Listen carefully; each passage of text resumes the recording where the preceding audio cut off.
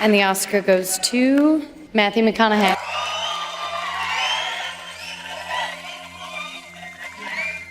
Dissect your successes and the reciprocity of gratitude. We so often focus on failure, don't we? We study failure, obsessed with failure. We dissect failure and our failures. We dissect them so much we end up intoxicated with them to the point of disillusion. You see, happiness is an emotional response to an outcome.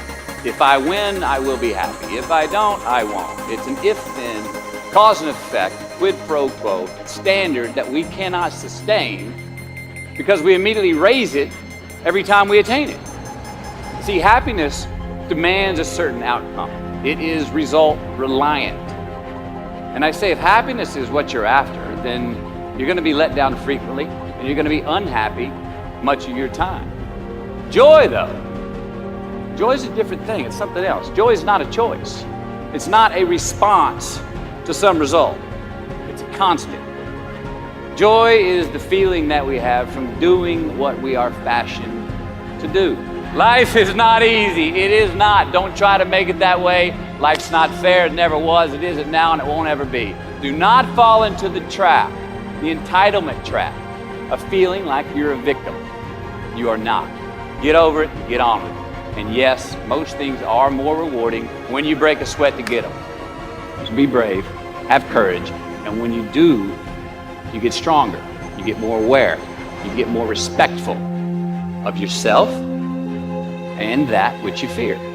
My hero, that's who I chase. Now, when I was 15 years old, I had a very important person in my life come to me and say, who's your hero? And I said, I don't know, I gotta think about that. Give me a couple of weeks. I come back 2 weeks later, this person comes up and says, who's your hero? I said, I thought about it. You know who it is? I said, it's me in 10 years. So I turned 25, 10 years later. That same person comes to me and goes, so are you a hero? And I was like, not even close. No. She said, why? I said, because my hero is me at 35. So you see, every day, every week, every month, and every year of my life, my hero is always 10 years away. I'm never gonna be my hero. I'm not gonna attain that. I know I'm not, and that's just fine with me because that keeps me with somebody to keep on chasing. So to any of us, whatever those things are, whatever it is we look up to, whatever it is we look forward to, and whoever it is we're chasing, to that I say amen. To that I say, all right. And to that I say, just keep living, huh? Thank you. You knew that there is something to be extracted from living life. How did you get that frame of reference? Like, that's so useful, but I don't think most people have that. Man, I don't know exactly where I got it. I mean, I would say, again, to call back that Australian year, where I did not have a choice, where I was forced into that situation and saw the green light assets from being alone and quite lonely.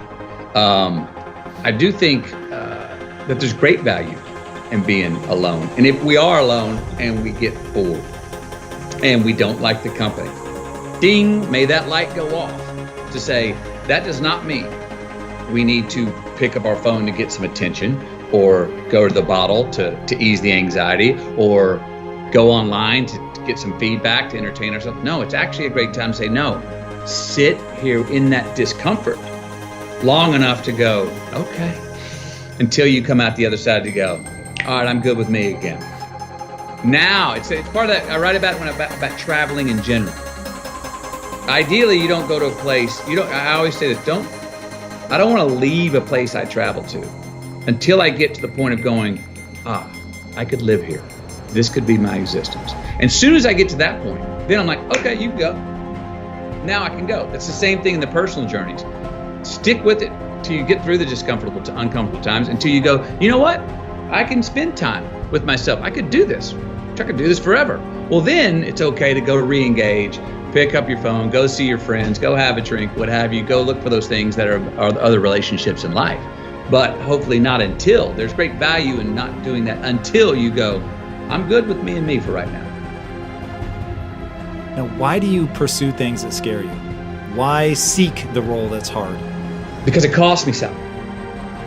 Because it costs. It comes with a price. It's a bit of that line, don't pick a fight. It's not really a fight unless you can lose it. It's not really, it's not really a risk unless you can lose the fight. I feel more alive in them. I have an experience in the making of them. I'm nervous every day I come to work. I feel like when I nail a day and I knock it and I know I did, I feel like, yes, I have a measure at the end of the day of like, you set out to do something, you prepared for it, you had intention, and you did it. And maybe even found some magic in the day. That I sleep good knowing that I accomplished that day in building the architecture of a character's arc through a story. And then if I could put the whole thing together and it comes out, one whole performance turns out to be a beautiful song, an original song of that character, then I'm like, yes. And I know that I was highly responsible for that. I was not solely responsible, but the most responsible for that. And that gives me pleasure. That gives me gratification. That makes me feel, gives me significance. That gives me confidence.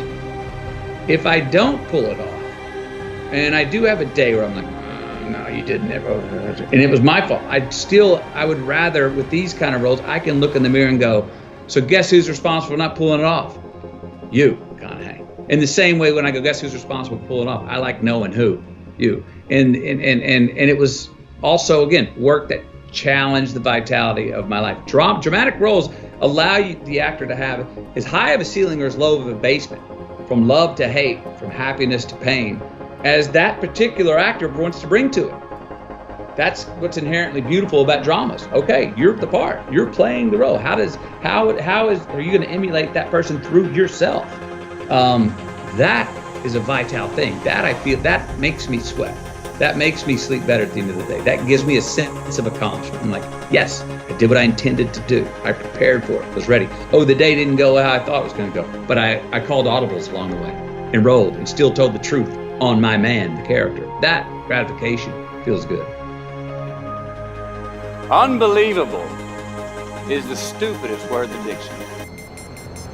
Should never come out of our mouths. Think about it. To say, oh wow, what an unbelievable play. It was an unbelievable book, an unbelievable film, an unbelievable act of courage. Really?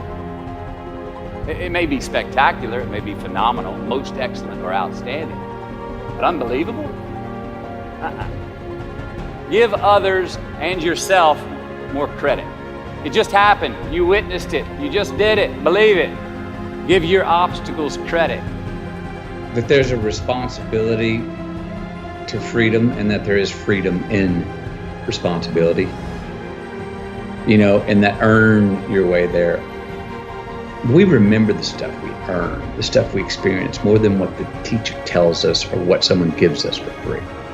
We just do. We broke a proverbial sweat on it, whether it was mental or physical or whatever. We built it. We understand. We felt how we got it, how we achieved it, how we got what we wanted. Those stick with us. Whether we forget them intellectually, they were written in our lineage, and they build resilience, and they build a healthy, true optimism going forward to know that, oh no, I've worked for something before and achieved it. Delayed gratification. Oh, there are choices I can make today for myself that will pay me back later in life. So there are choices we make. If you're going to say right now, I'm going to lie, cheat, and steal to get what I want, and I got it. I got an immediate green light for me. That's just a battery-powered green light. That's not a solar-powered green light. Why? Because now, everywhere I go, I got to look over my shoulder to see if someone's there that I lied, cheat, and stole from. And when I'm doing that, I'm stealing whose time? My time. Now I'm not freedom. I'm not free. I don't have the freedom. I didn't create freedom in my future because I chose to make an irresponsible act that I left crumbs. I've now got reasons to look over my shoulder. And the more things we do to create in our future that we got to look over our shoulder, the more of our most precious thing we have in our life's time that we're stealing from ourselves. So it's not puritanical. It's just like, it's actually self-serving. It's a very selfish choice. And I'm a fan of the word selfish. I've helped redefine it.